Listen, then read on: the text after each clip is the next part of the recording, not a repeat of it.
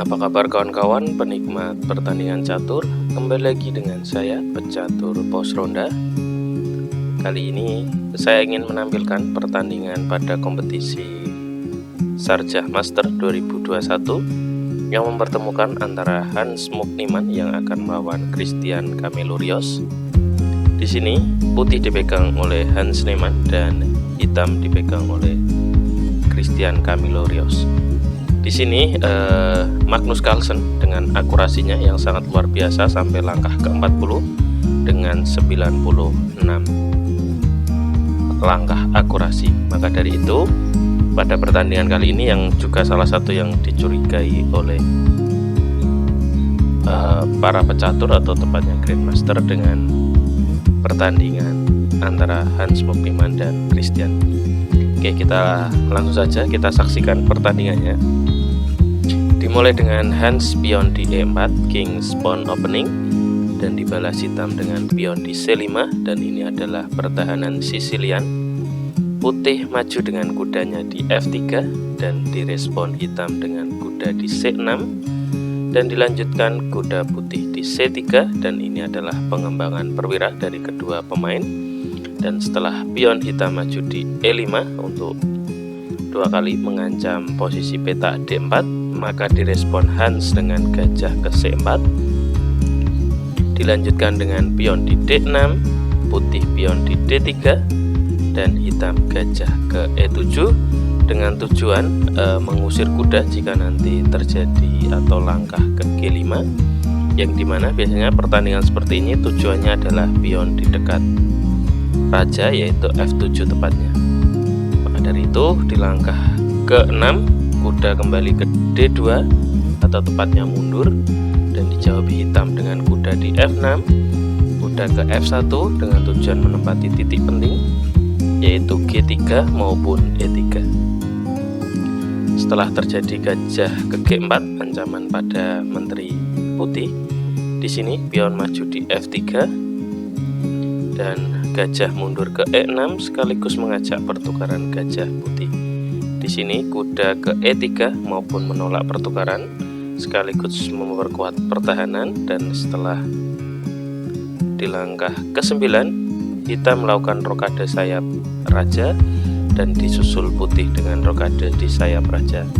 Setelah kuda ke D7, kuda putih ke D5, dan ini adalah titik pusat serangan maupun pertahanan dari kedua pemain. Dan setelah kuda ke B6 mengajak pertukaran, pion maju di C3, gajah ke G5 ancaman pada kuda atau pin pada gajah, dan setelah kuda makan kuda di B6 dimakan dengan pion, dan di sini posisi bertumpuk, dilanjutkan gajah makan gajah dan pion makan di E6, dan di sini hitam memiliki pion bertumpuk 2. Putih lanjutkan dengan menteri B3 sekaligus memberikan ancaman pada pion kedua hitam, dan setelah gajah makan kuda di E3 dimakan kembali dengan gajah.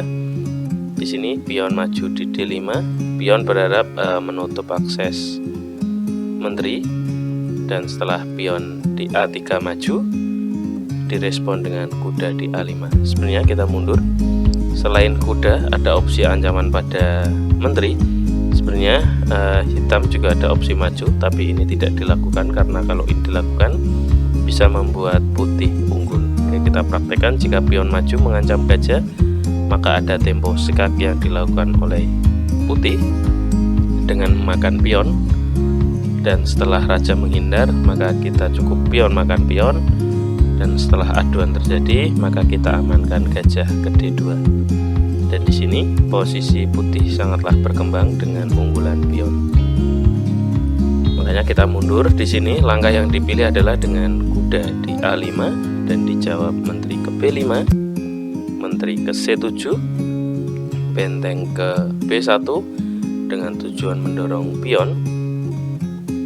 Dijawab pion maju di D4 mengancam gajah, dan di sini gajah mundur ke F2, menteri ke C6, dan ini adalah ajakan pertukaran yang dilakukan oleh Christian, dan direspon Magnus dengan pion maju di A4, pion Setelah menteri makan menteri, di sini pion makan menteri, dan pada langkah ke-22 kedua pemain sudah tidak memiliki menteri karena diadu. Pion makan di C3, pion makan di C3, dilanjutkan benteng ke D8 dengan tujuan mengancam pion di D3, dan di sini benteng geser ke D1 memperkuat pion, dan dijawab raja ke F7, benteng ke B1, dan benteng hitam ke D6. Di sini dengan tujuan menumpuk benteng sekaligus ancaman pada pion, maka putih menjawabnya dengan raja ke F1 dengan tujuan mempertahankan pion.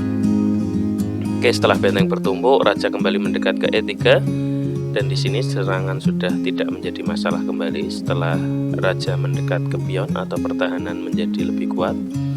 Pion maju di C4, pion didorong ke D4, pertukaran terjadi setelah gajah makan di D4, raja ke E7, dan gajah makan pion di G7 sekaligus mengajak pertukaran benteng. Setelah benteng makan, dimakan kembali, direspon hitam dengan benteng ancam gajah di G8 sekaligus jika nanti minggir atau tepatnya berpindah, pion akan menjadi gratis. Oke, di sini gajah menghindar ke E5, benteng makan di G2 skak, raja menghindar ke E3, benteng ke B2, dan di sini skak dengan gajah di D8, raja menghindar ke F6, gajah ke B4, dan di sini posisi pion sudah tidak bisa dimakan oleh benteng. Oke, kita lanjut dengan benteng makan pion di H2, benteng ke D6, kuda ke B3, benteng makan pion gratis di B6, kuda ke A1 dengan tujuan melakukan skak, dan setelah gajah ke D6, kuda skak, raja menghindar ke F4, dan dijawab kuda ke E1, dan di sini kuda memiliki tujuan dengan memakan pion putih di peta F3. Maka dari itu setelah gajah skak di E5, raja geser ke G6. Di sini sebenarnya jika kita mundur selangkah, jika raja ke bawah, tepatnya F7, maka yang terjadi adalah akan diskak dengan benteng. Raja menghindar, akan diskak kembali, raja kembali menghindar, dan pion hitam akan digrogoti oleh putih. Maka dari itu kita mundur. Di aslinya di sini sebenarnya raja menghindar ke G6 sekaligus akan ada pion gratis, yaitu dengan benteng makan pion skak. Raja menghindar ke F7, benteng kembali ke B6, benteng ke H3 mengancam pion, dan setelah langkah benteng skak, raja menghindar ke E6, dan di sini skak kembali di B6, raja ke D7, dan setelah gajah ke D4 dilakukan skak dengan benteng di F3, raja ke E5, dan setelah pion maju di H5, di sini putih atau tepatnya hitam menyerah pada Hans Mukniman. Karena apa? Setelah langkah raja ke D5, pion tetap didorong, dilakukan benteng ke H6, dan di sini posisi pion sudah terancam. Pion didorong ke H3, raja mundur skak dengan benteng di H7, raja menghindar ke C8, raja ke C6, dan di sini skak mat dalam satu langkah bisa terjadi dengan cara mungkin benteng akan menutup di C6. Jika benteng menutup, maka benteng akan memakan pion gratis ini. Maka dari itu di sini pion akan hilang dan pion putih akan hilang dan pion akan menjadi perwira baru. Maka dari itu di sini hitam menyerah, dan pada pertandingan kali ini sampai langkah ke-40 langkah Hans Mukniman sangatlah akurat dengan 96%. Maka dari itu pertandingan ini sangatlah dicurigai pada kompetisi tersebut. Dan setelah banyaknya pertandingan 2 tahun akhir ini yang membuat Hans Mukniman dengan peningkatan nilai elo sangat tinggi sekali atau sangat besar sekali dalam penambahannya. Oke, gitu, terima kasih teman-teman sudah menyaksikan pertandingan kali ini. Bisa di subscribe, share, like, dan komen untuk konten kali ini. Terima kasih.